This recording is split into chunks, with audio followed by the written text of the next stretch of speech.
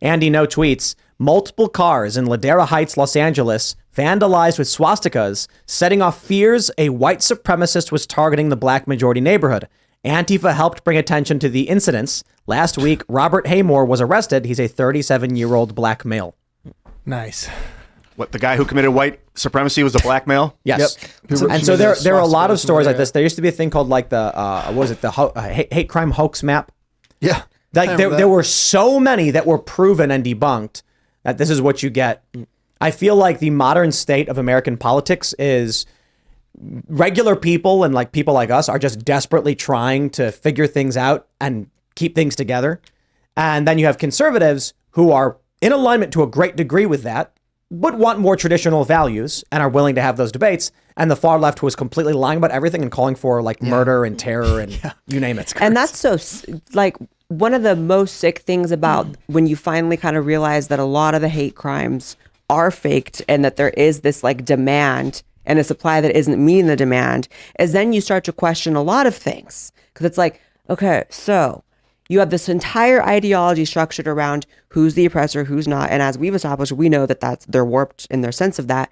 But it's like, that's the telltale sign right there. And they never truly address how many are faked either. I mean, I feel like once a week there's like, you know, gay man has, you know, the anti-gay F slur written on his car. And then it's like his cousin comes out and says, he put that on there. Yeah, and then no one addresses it ever again. Or what was like the Bubba Wallace one where it was like the garage pull. And they're like, it's a news. And the FBI went out there to investigate your tax dollars at work, ladies and gentlemen. Yeah. Sort of. It's your fractional reserve banking system stripping your resources away from you so they can go investigate a garage pull rope. Jussie Smollett is like really the only example I can think of on the top of my head where like, you know, everyone kind of had to call out the BS eventually, but people hung on as long as they could. No, but then a lot of people never apologized for that. Oh no, yeah. Remember when Ellen Page went on, what was it, Colbert or whatever, and was like screaming like, ah! And it's just like, bro, the whole thing was fake, and it was plainly obvious to most people. And then she had her own little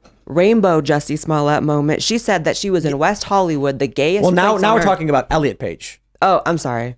Different page. I'm the one to call Turn the page. But she had her own little wannabe moment because these actors need to stop writing their own stuff. Oh my God. How am I the worst one at this? How am I the worst one? Zim said, no, but okay. Page. Elliot, L. wow. We'll just call that person. Call them L. It shouldn't be this difficult. That person said that they were accosted in West Hollywood by someone who screamed, "I'm going to gay bash you." So they can't even make it believable. Jussie Smollett is like Chicago attacked by Trumpers, and Elliot Page is saying someone was homophobic in West Hollywood. And if you've ever been there, every street's like a rainbow gas street. station, and like someone saying something so specific. Pretty sure when you're going to get gay bashed, they don't tell you they're going to do it. They just do it. Yeah. It would have been like, but like in West Hollywood of all places. Of all places. That's the no way. You could have at least said Compton. You could have at least said you went down a wrong street. Downtown LA. Yeah.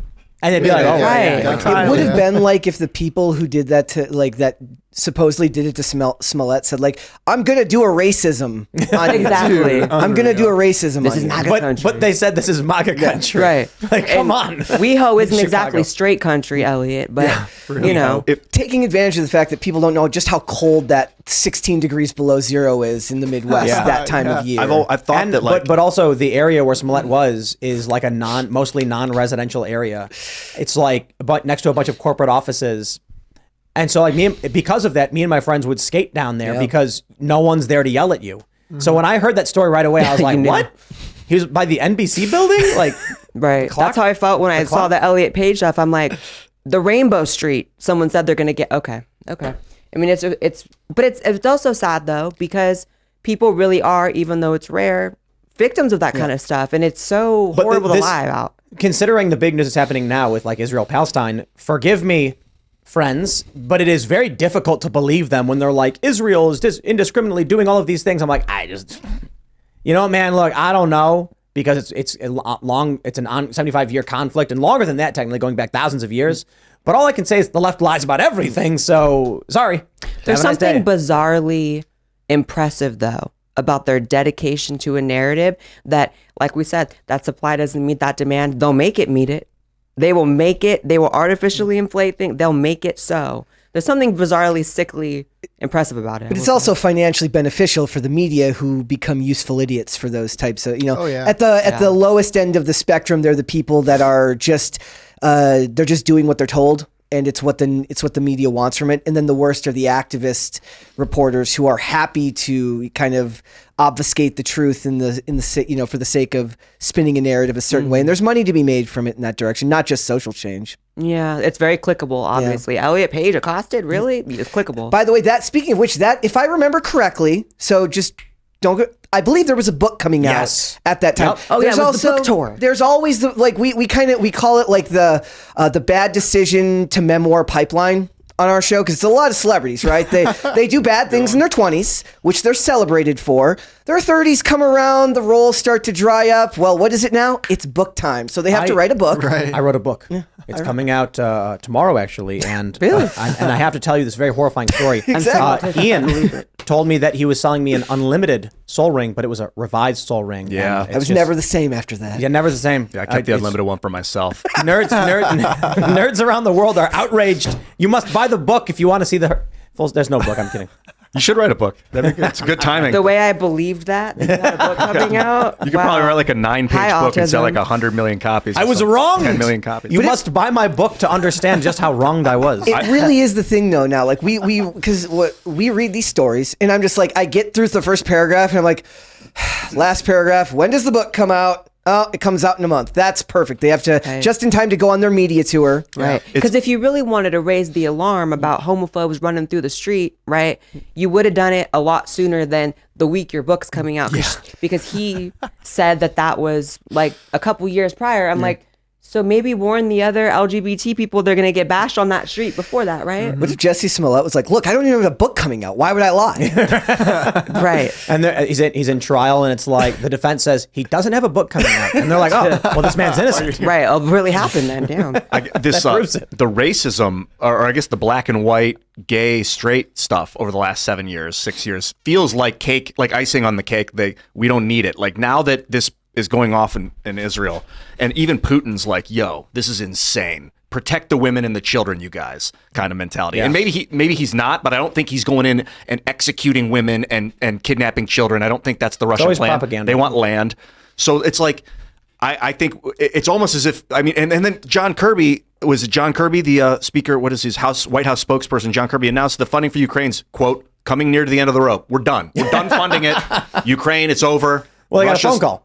And they said, guys, we got to fund Israel. Yeah. It's like, all right. Yeah. That's exactly what's happening. They're like, we need to redivert funds into what really matters. A lot of people think the principal motivator for Ukraine is not actually geopolitics, energy, gas. It is the military-industrial complex needs to spend money. Yes. Needs to be given contracts. And so after Afghanistan, they're like, what do we do? Quick, we need another war. They lobby for it. Yep. Now that Israel's heating up, they're like, ooh, okay, we don't need Ukraine anymore, guys. Zelensky, you're on your own. There's that tweet that said Zelensky just became America's side chick. Right. That's pretty accurate. Oh, Ukraine. Yep. Don't be surprised if the U.S. is backing away now. Current thing. I don't necessarily think it'll be like a religious war. I mean, who cares what you call it? But if there's a world war, like where Egypt and Israel and the United States and Germany and India all go to war with China and Iran and all these. Russia is the center linchpin of all of this. Wherever Russia goes, wins. So we need them on our side. They're in the center of it all. And that was what was so demented about the Trump presidency, how like demonized he was for attempting to have a somewhat cordial relationship with Putin. Yeah. And it's like, you can see a drop of their argument with like, okay, there's certain things to criticize, but you definitely don't want them against you, right? No, definitely not. And they've had a lot of issues with this as well, within Chechnya and within the fact they were in Afghanistan as well back in the 80s. So I don't know. I'm surprised he even came out and said anything. I could see a war breaking out, and then it goes really bad for the Americans and the Israelis. Half of Israel, God forbid, is whatever, the worst case scenario, and Putin watches and they stay neutral and they watch. And then it gets to a point where the Arabs do some horrific things to humanity and Putin can no longer sit by and he joins the Americans and then ends the war. That's what I said last night. The thing I'm most afraid of is that the Shia and Sunni are able to get past their collective aggression towards each other and say, like, we have to deal with Israel. That's the thing that I'm most concerned about. What is the root of their aggression towards each other? Do you know? Shia and Sunni disagree who is a spiritual successor on earth of Muhammad, who is the prophet. And that's because his daughter, Fatima, was that her name? No, he had many. I don't know exactly. It was like basically it was like his brother had a group. I think it was his brother and his daughter. They have disagreed with the lineage of who is the spiritual successor. I think it was his brother, or it was one of his generals, or it was like one of his main disciples, or something. It like descends from that man, and then the other disciples come from the daughter. And it could be. I'm pretty sure that's what it is. Yeah. I don't want to speak out of turn. No, I understand. It's very complicated. So it's similar to like how how the Muslims and the Jews came out of Abraham's children. Yeah. Isaac and Similar. Ishmael both had their tribes, and same within Islam, there was 2 tribes that came from Muhammad. Thanks for watching this clip from the Timcast IRL podcast. Hang out with us live Monday through Friday at 8 p.m. and become a member over at timcast.com for uncensored, members-only shows exclusive. Thanks for hanging out, and we'll see you all next time.